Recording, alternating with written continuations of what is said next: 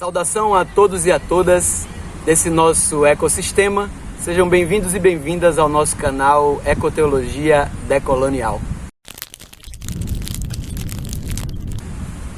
Esse aqui é o nosso espaço de aprendizado, de troca, onde nós construímos aí uma relação com a Terra, de forma que nós nos tornemos um só organismo. Como eu falei para vocês nos últimos vídeos, nós estamos participando por esses dias do segundo Fórum de Economia Restaurativa e Circular, e foi um tempo está sendo um tempo de muito aprendizado, né? Hoje eu trago aqui para conversar com vocês Caleb, que é um grande irmão, um grande amigo na caminhada e faz parte do Nós na Criação, do qual eu já falo várias vezes para vocês. E Caleb vai falar um pouquinho da trajetória dele, de como é essa vivência sendo aí um engenheiro ambiental, tendo a experiência dos sistemas agroflorestais, e eu vou parar de falar por aqui para ele poder falar o que nos interessa na vida dele, de como Deus tem usado ele nessa caminhada. Beleza? Então, Caleb, obrigado demais por você estar aqui hoje. Fala pra gente aí de como é essa caminhada. Chega mais pra cá, para o pessoal te ver direito. Olá a todos, como ele falou, né, sou Caleb, conheci o Josias há pouco tempo atrás com a ideia dos grupos Nós na Criação, né? E com toda a rede que a gente integra esse fórum aí, que organiza, a gente vem construindo esse espaço aí, que é um espaço no meio cristão, de tentativa de uma ressignificação das leituras bíblicas, né? E para a gente entender melhor como foi esse mandato de Deus para a gente de viver e de ressignificar a interação com a criação, né? Eu sou natural de Minas Gerais, lá no Vale de Quitionha, numa cidade chamada Santa Maria do Salto. Aí desde 2011 fui para Belo Horizonte, tentativa de melhor formação, né? E comecei a estudar na UFMG, o curso de Engenharia Ambiental. E parto de um lugar onde tive uma experiência de realidade, principalmente com a questão do ambiente, naquilo que afeta principalmente os mais pobres, que é a questão do saneamento, né? Minha região é uma região desprovida de saneamento, como tantas outras do Brasil, mas que foi um motivo que me fez me escolher esse curso, né, que eu estou fazendo hoje. E durante essa trajetória eu tive a experiência lá na universidade de ter muito contato com professores da área de saneamento, que são bem referências assim, na área de tratamento de esgoto, tratamento de água, e que tem essa visão bem também de políticas públicas. E ao longo do tempo também, uma experiência que eu tive de intercâmbio lá em Moçambique, conheci uma amiga chamada Natália Miguel, que é a esposa do João Pereira, e eles dois trabalham com os sistemas agroflorestais lá em Brasília, e eles são uns alunos diretos, assim, que vem trabalhando com o Ernest Gutt, que é um dos primeiros sistematizadores e pioneiros dos sistemas agroflorestais.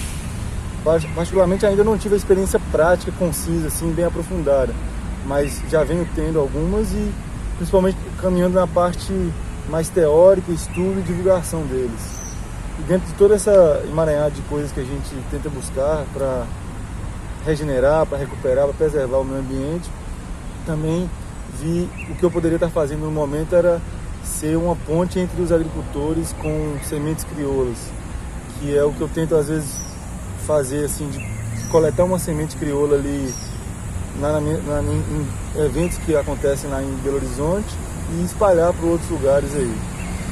Todas essas coisas são formas de tentar articular e acelerar os processos de entendimento, transformação da nossa mente, mas também de prática, de técnicas que permitam a gente recuperar tanto o ambiente assim quanto nossa convivência com ele, né?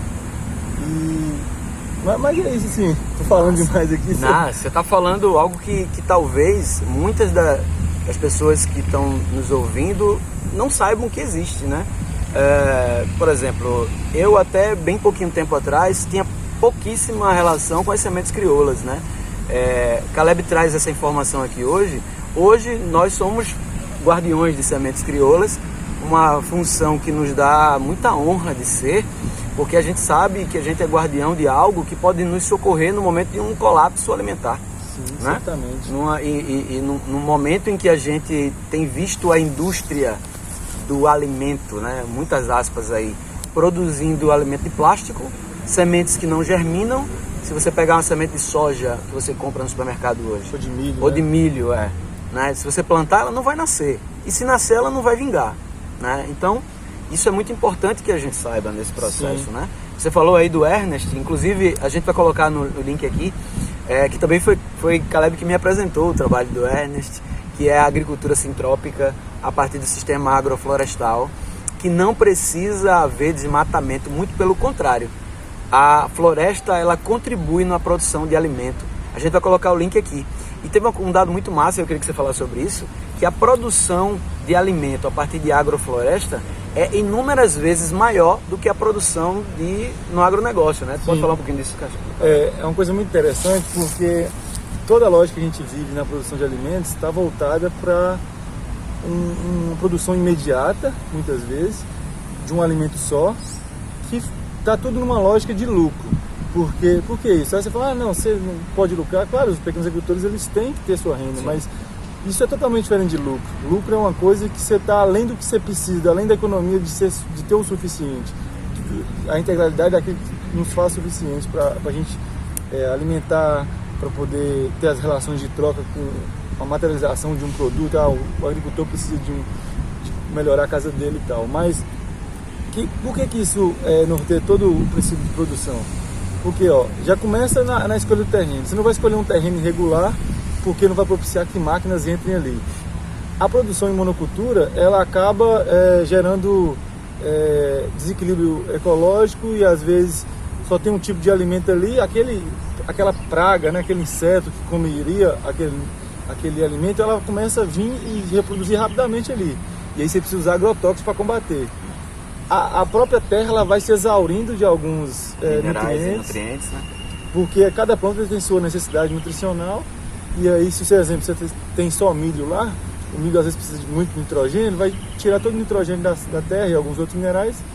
E quem é que vai repor? Tem que ter outra planta, idealmente tem que ter outra planta para poder fazer esse balanceio, né? Por isso que as florestas são nosso exemplo disso, né? Claro, você não vai deixar sua floresta intacta, essa ideia de preservação, de conservação, preservação, nessa isso, relação que tem. Que a gente aprende muitas vezes é uma ideia que está refém desse próprio forma de consumo, porque aqui no Brasil começou a se produzir, demarcou a área de preservação sem ter mesmo ido lá, e depois que quiseram fazer alguma visita, quer dizer, fizeram tudo isso para o geoprocessamento, já estava cheio de gente lá, índio vivendo, e aí o pessoal, vocês não podem viver aqui não, sendo que o pessoal estava lá há muito tempo e a harmonia deles com a floresta que fazia a floresta ficar de pé. Exato.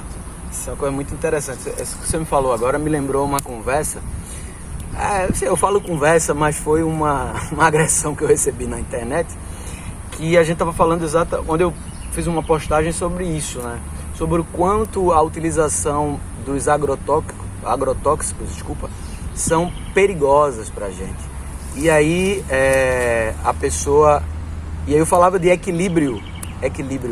E a pessoa veio dizer que como é que vai tratar com as pragas, como é que vai deixar equilibrada a produção de alimentos se não usar os agrotóxicos, né? As pragas e os agrotóxicos. E aí eu disse, na verdade, a melhor forma de equilíbrio, aliás, o melhor tratamento contra as pragas é um ecossistema equilibrado, né? Que a gente tem no artigo 225 da Constituição. É isso, então a agrofloresta ela traz essa relação. Ela busca enxergar os mecanismos da natureza e o homem vem e se sente parte dele novamente, como ele se engrena dentro dessa engrenagem que é a natureza. Ele não pega e exige que a natureza faça aquilo que ele quer. Ele não subjuga a natureza a apenas o utilitarismo das coisas que ele quer obter. Ele sente parte e vai manejar ela de forma com que ele vai obter coisas e vai trazer benefícios para ela e vai ser beneficiado. Na verdade, você vai ser muito mais beneficiado do que você vai trazer benefícios. Porque o solo, às vezes, você planta uma frutinha, você dá uma adubação melhor, cobre aquele solo, rapidão a planta, sei lá, um pé de manga produz mais de 1 tonelada de Pois manga. muito mais do que eu preciso para me alimentar. Tá vendo? Pois é, A retribuição, você põe 1, você ganha 10. Exato. Isso me lembra muito a própria Bíblia, quando vai dizer que é de 1 para 100. No tempo do jubileu, exatamente, né? Exatamente. Isso que a gente está falando aqui não é nada além do que já está posto na palavra de Deus, né? O jubileu que Caleb acabou de falar é o que está constando no capítulo 25 do livro de Levítico. Em outras partes de Deuteronômio vai falar disso, né? De como a relação de serviço do ser humano com o restante da criação vai propiciar essa troca, esse ciclo, né? Caleb falou um pouquinho sobre os sistemas agroflorestais, que são mais comumente conhecidos como SAF, né? Sistema agroflorestal. E aí, para terminar, eu queria que, Caleb, tu falasse um pouquinho de como é esse ciclo. Esses sistemas de monocultura que produzem rápido, que geram a produção, alimentos que às vezes vão falar que é para sustentar a população, mas que nem vão para o mercado, vai para a produção de soja, que é para alimentar pouco, que é tudo nesse ciclo de venda, né? Não é o ciclo de chegar a comida no prato, que é a comida que quem põe no prato, a maioria é do pequeno agricultor, que normalmente está produzindo em várias coisas ao mesmo tempo ali. Mostra que para esse sistema de monocultura é no máximo de 5 a 15 toneladas por hectare por ano. Enquanto em SAFs manejados, voltados para a produção de alimentos, porque tem SAFs também que são voltadas às vezes para intermediar a produção de uma madeira. Sim, interessante. Que aí usa muitas vezes eucalipto. O eucalipto não é ruim sempre, o eucalipto é ruim quando é monocultura. Isso. Quando ele está em junta, ele é plantado responsavelmente, não. Isso, ele vai produzir biomassa para cobrir o solo. Então, em SAFs manejados para alimentação, entre esses aí, você consegue produzir taxas de 40 a 80 toneladas por hectare por ano. Olha que diferença. Muita diferença. Fora, 9, 10 vezes mais. Fora os benefícios de tanto local como o melhoramento do clima, ressurgimento de nascentes, porque as árvores, a floresta permite a infiltração e recarga dos aquíferos, quanto também com a inclusão social, que é o principal, porque não há manejo de SAF sem pessoas, e não é um trabalho pesado, que a gente às vezes aprende a fazer roças, o agricultor, às vezes ele não tem o conhecimento, porque ele foi tirado desse processo, ele vai fazer a roça, limpa o solo e está aquele trabalho pegando duro no solo. Quando você tem SAF, você vai ter todo um ambiente climático ali, debaixo de uma floresta, você vai fazer mais trabalho de poda ali, cortar uns galhos, não é aquela coisa de pegar na enxada, porque o solo, depois de um tempo, né, claro que você vai pegar uma terra degradada, você vai ter que fazer um trabalho inicial meio pesado, porque às vezes até você vai usar um pouco de adubo, mas depois que essa terra volta, cada vez mais você precisa de menos adubo, enquanto na monocultura, se você coloca, sei lá, 1 kg de NPK por hectare, daqui a pouco você está precisando de 2, porque cada vez mais vai se exaurindo, desequilibrando o solo, e ele mais necessita.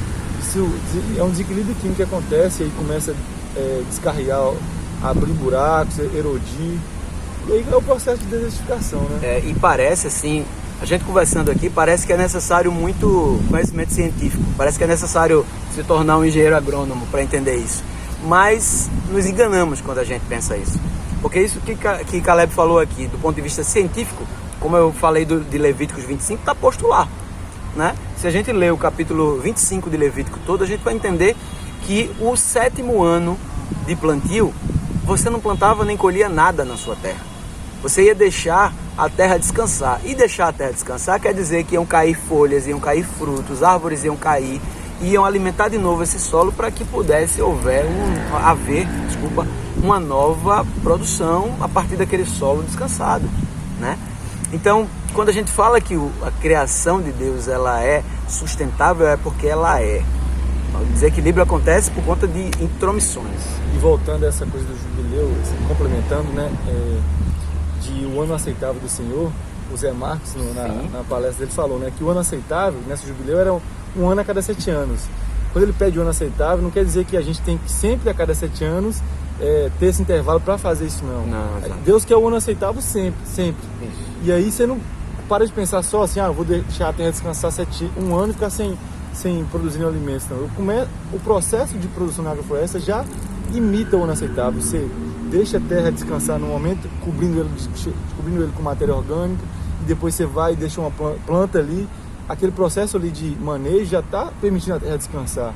Você está produzindo um alimento que era o milho, que extraiu um nutriente, e depois que você produziu aqui, você põe outra planta que vai poder nitrificar o solo, como leguminosas. Isso aí é um processo de de descanso. A leguminosa normalmente às vezes não vai te produzir muito alimento. Sei lá, produz feijão, por exemplo, que é uma leguminosa, mas tem outras lá que é mais para você plantar ela e depois cortar e jogar a matéria orgânica em cima. Porque isso vai cuidar do solo. Isso vai cuidar do solo. Isso aí não é uma produção direta para você, é uma produção para ela, né? Exatamente. Gente, a gente vai chegando ao fim desse vídeo. Eu queria agradecer demais a Caleb pela companhia de sempre nessa caminhada, né, por estar com a gente aqui hoje. A gente vai deixar nos links aqui na descrição do vídeo os links dos artigos de Caleb. É isso aí, galera. Foi muito bom estar aqui com o meu amigo Josias Quilinho e vamos trocando essa ideia aí, acompanha o canal aí. A gente, quando começa a conversar sobre esses assuntos, dá vontade de ficar conversando todo momento. E a gente deu umas pinceladas aí, mas vamos, quem tiver interessado, manda mensagem pra gente ir realimentando um ao outro. É isso, gente, é isso. Se inscreve no canal, compartilha esse vídeo, manda esse vídeo para aquela galera que você sabe que atua aí com agrofloresta ou não, atua com a agricultura, o que for. Porque isso serve muito, isso é estímulo para a vida de quem está na caminhada. Então, se inscreve no canal, curte o vídeo, ativa lá o sininho, né? Clica nos links que a gente vai mandar aqui para você ficar sabendo mais coisa e a gente segue na caminhada. Que Deus te abençoe com a graça que vem de Ruá, que ela parte dos mares, das florestas, dos campos, dos leitos dos rios, que fazem os passarinhos voarem e as flores perfumarem. Que Deus te bendiga. Amém. Valeu. Sim.